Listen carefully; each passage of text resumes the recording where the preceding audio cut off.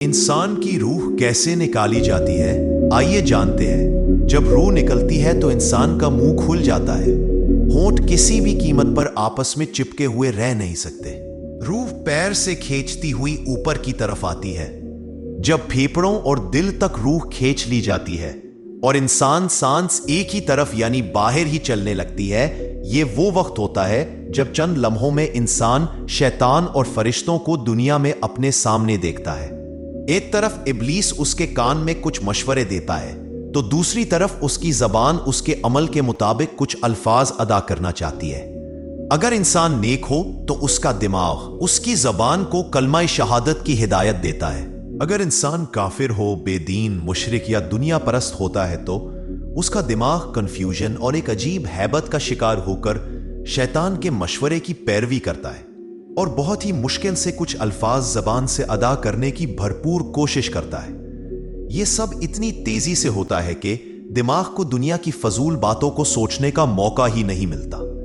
इंसान की रूह निकलते हुए एक जबरदस्त तकलीफ ज़हन महसूस करता है, लेकिन तड़प नहीं पाता क्योंकि दिमाग को छोड़कर बाकी जिस्म की रूह उसके हलक में इकट्ठी हो जाती है और जिस्म एक गोश्त के बेजान लोथड़े की तरह पड़ा हुआ होता है जिसमें कोई हरकत की गुंजाइश नहीं रहती। आखिर में दिमाग की रूह भी खींच ली जाती है। आंखें रूह को ले जाते हुए देखती हैं, इसलिए कि आंखों की पुतलियां ऊपर चढ़ जाती हैं। जिस सिमत फरिश्ता रूह कब्ज करके जाता है इस सिमत की तरफ होती है। इसके बाद इंसान की जिंदगी का सफर शुरू होता है जिसमें रूह तकलीफों के तहे खानों से लेकर आराम के महल्लात की आहट महसूस करने लगती है।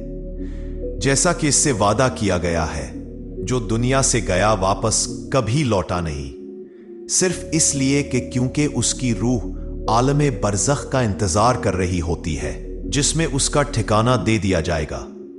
इस दुनिया में महसूस होने वाली लंबी मुद्दत इन रूहों के लिए चंद सेकंड से ज्यादा नहीं होगी। यहां तक कि अगर कोई आज से करोड़ों साल पहले ही क्यों ना मर चुका हो, मोमिन की रूह इस तरह खींच ली जाती है जैसे आटे से बाल निकाला जाता है।